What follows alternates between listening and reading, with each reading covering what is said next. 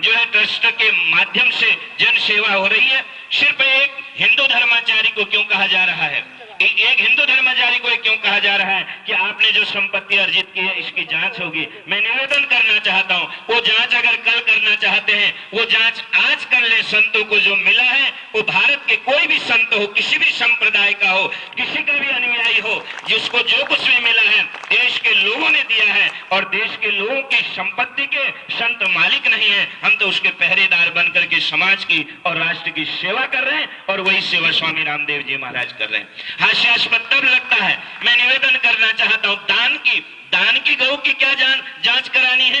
दान की गौ सब जानते हैं, ये दान की गौ है। दान की गौ की जांच नहीं करानी है, जांच उसकी करानी है जो बेईमानी से एकत्रित किया गया है, उन लोगों की जांच कराओ। शुक नीति में स्पष्ट लिखा है, जिन्होंने अन्याय से अर्जित किया है, अन्याय उपार्जितम दिव्यम 10 वर्षाणि तिष्ठति। ये तो शुक नीति में तब लिखा था कि 10 वर्ष तक वो रहता है, लेकिन मैं निवेदन करना चाहता हूं अब 10 वर्ष की बात नहीं है, अब तो 1 वर्ष के अंदर फैसला होने वाला है। जो अन्याय से जो उपार्जित द्रव्य है वो ज्यादा दिन तक टिकने वाला नहीं है। बेईमान और समझदार लोग भी है राजनीति में, और राजनीति के समझदार लोगों ने और उसके जो विश्लेषक हैं उन्होंने शायद कहा होगा कि आप संत को मत छेड़ो, आप इस देश के महात्माओं को मत छेड़ो। अगर आप, क्योंकि संत किसी को नहीं छेड़ता, संत गलत आदमी छेड़ता है और संत किसी को नहीं छेड़ता। और यदि इन्होंने साहस किया इस देश के संतों को छेड़ने की कोशिश की तो ये पक्का वादा है कि संत फिर इनको छोड़ेंगे नहीं। साधु पे किसी को छेड़ता नहीं और जो साधु को छेड़ेगा साधु उसको छोड़ेगा नहीं। एक निवेदन मैं आपसे और करना चाहता हूं, अब तो संकल्पित हो जाइए। 2-3 दिन में ऐसे घटनाक्रम हमारे पास भी कई फोन आए कि आप कोई बयानबाजी मत करना क्योंकि इस समय स्थिति नाजुक है। मैंने कहा अगर स्थिति नाजुक है तो हम इस समय जरूर बयानबाजी करेंगे। ज्यादा से ज्यादा क्या है, मैं निवेदन करना चाहता हूं, गुरु नानक देव जी महाराज से भी चक्की पिछवाई गई थी, कबीर के साथ भी जितने महापुरुष हुए हर महापुरुष ने कुछ न कुछ संघर्ष किया।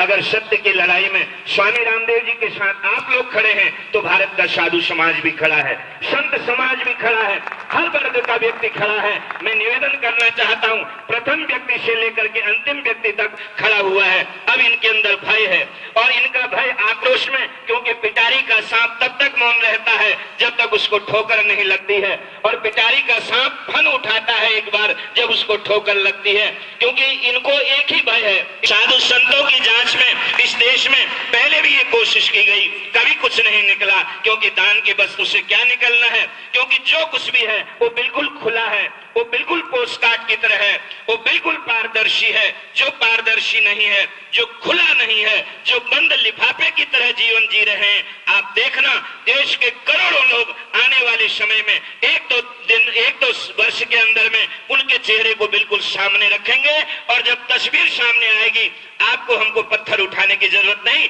लाखों पत्थर इनके ऊपर पड़ेंगे कि हमने अन्याय के द्वारा इतने समय तक समाज की संपत्ति को, राष्ट्र की संपत्ति को धृतराष्ट्र महाराज को चोर कहा।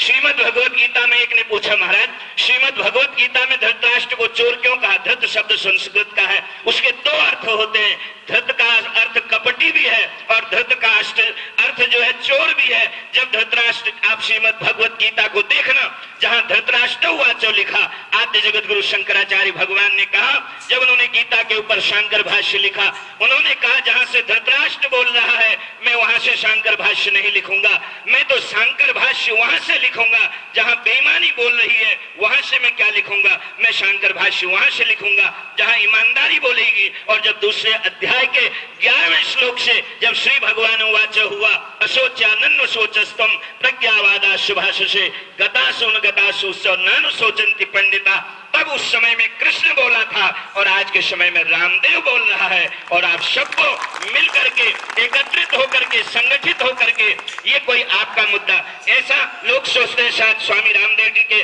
भारत स्वाभिमान से जुड़े हुए जो सैनिक हैं उनका मुद्दा है। मैं ये और पूरे मनोयोग के साथ अगर आपको सड़क पर भी संघर्ष करना पड़े, ये देखें जरा गलत बयानबाजी करके। मैं निवेदन करना चाहता हूं, गलत बयानबाजी करने वाले आज पश्चाताप कर रहे होंगे और आप एक बार संगठित हो जाएंगे तो आप कोई भी ताकत इस अभियान को नहीं रोक सकती है। हम इसको अपने मुकाम तक पहुंचा करके रहेंगे। हम फूल बनते हैं, हम फूल बनते हैं, रोड़ा नहीं बनते। हम मर याद रखना है, भ्रष्टाचारियों जो हमें छेड़ता है उसको छोड़ा नहीं कर। हमारे बीच में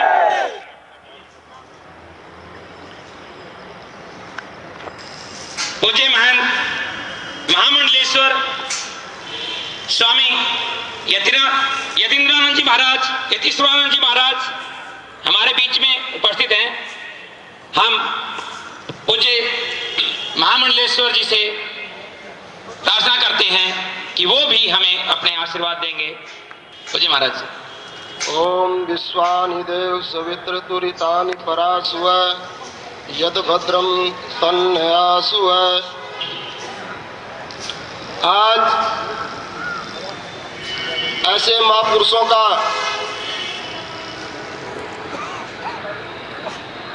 जन्मदिन है और एक ऐसे महापुरुष का बलिदान दिवस है।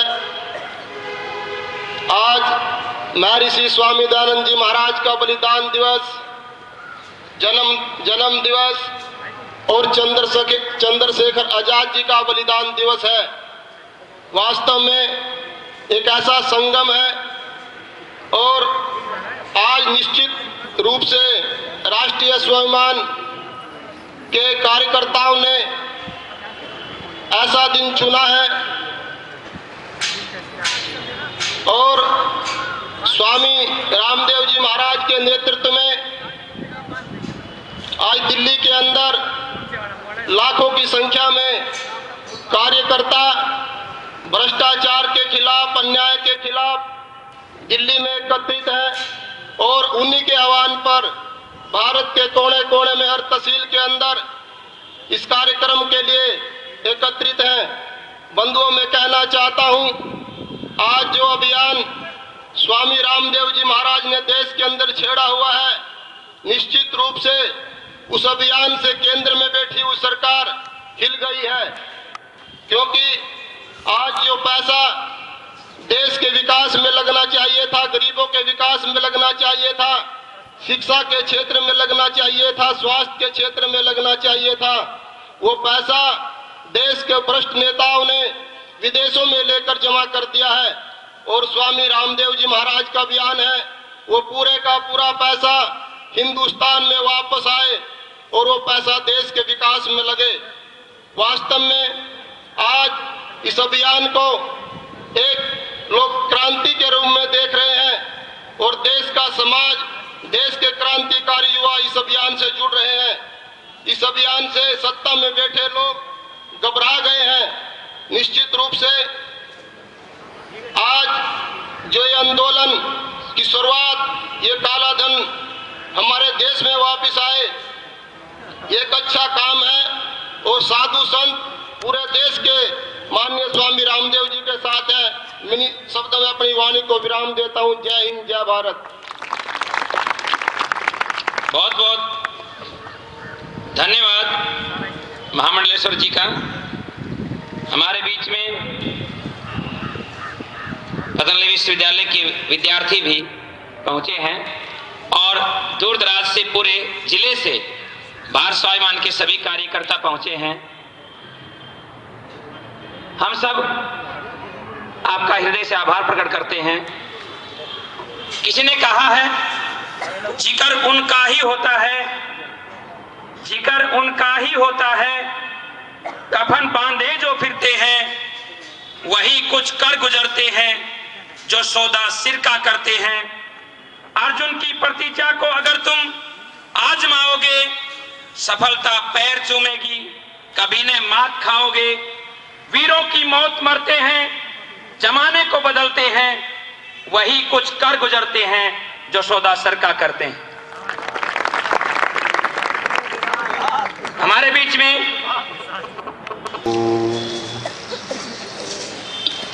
मंच पर उपस्थित महामंडलेश्वर स्वामी हरिचेतनानंद जी महाराज,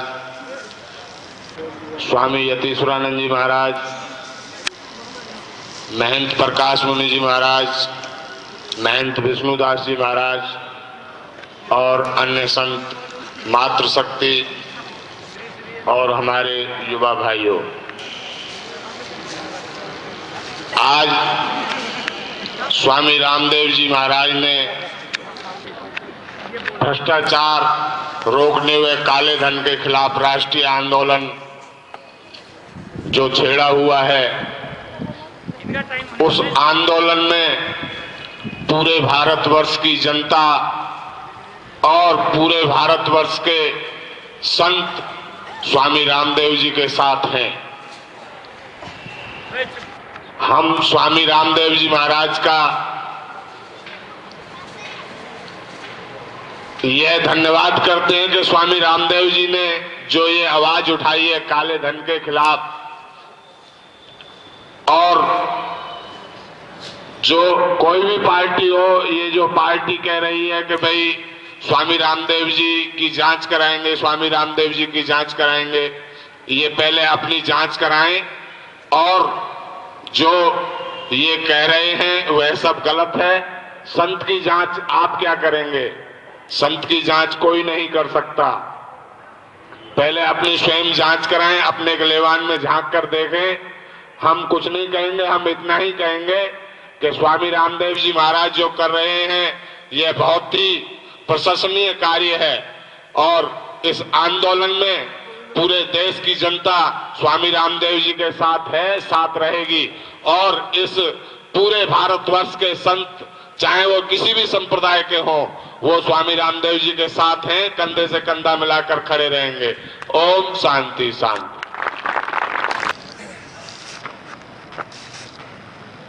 पूज्य संतों के आशीर्वाद के उपरांत हम सब यहां पधारे माननीय कर्नल धीर जी, माननीय एनसी शर्मा जी और हमारे सभी भारत स्वाभिमान के कर्मठ योद्धाओं, आदरणीय भाई रामभरत जी, भाई सुभाष पुंडीर जी और सभी सेवार्थी भाई बहन जिन्होंने अपना पूरा जीवन इस मिशन के लिए समर्पित किया है, जो अहर्निश 24 घंटे बिना पद के, बिना वेतन के कार्य करते हैं देश के लिए, राष्ट्र के लिए। और साथ में भारत स्वाभिमान सुरक्षा बल के जवान और सभी अनुशासित ढंग से प्रस्थान करेंगे और तहसील के अंदर जाकर के ये ज्ञापन देंगे। जिनकी रगों में शोले हों वो क्या जाने चिंगारी को, हथकड़ियों की जंजीरों को, जेलों की चार दीवारी को बांधे जाते इंसान कभी तूफान में बांधे जाते हैं, काया जरूर बांधी जाती अरमान में बांधे जाते हैं। संकट की घटाओं में न डरना सीखो, जहर पी करके तुम जीना सीखो। फांसी पर चढ़कर भगत सिंह ये बोला था, अगर जीना है तो वीरों मरना सीखो। अब कौन है जो भारत स्वाभिमानियों का बलबले दबा सके? कौन है हमें जो छुरे तीर तोप से डरा सके? बार बार जान देश पर लुटाएंगे, विश्व को महर्षि देव दयानंद का संदेश सुनाएंगे, विश्व को महर्षि देव दयानंद का संदेश सुनाएंगे। तो अब हम सबसे पहले आगे पूज्य संत मार्गदर्शन करेंगे, नेतृत्व करेंगे। उसके पश्चात हमारे सभी पदाधिकारीगण और वरिष्ठ जो हमारे कार्यकर्ता हैं वो रहेंगे, फिर बहनें रहेंगी और फिर सेवार्थी भाई। उसके पश्चात हमारे जो प्रकल्पों से और दूर दराज से गांव से जो भारत स्वाभिमान के कार्यकर्ता आए हैं वो सब रहेंगे। हम सब इसी प्रकार से पंक्तिबद्ध होकर के दो की कतार में चलेंगे और अनुशासन बना करके रखेंगे। बोलिए भारत माता की वंदे मातरम।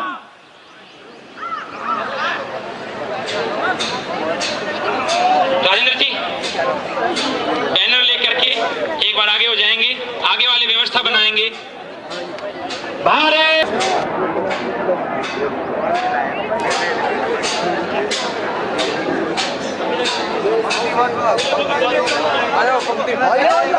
पंक्ति कर लो,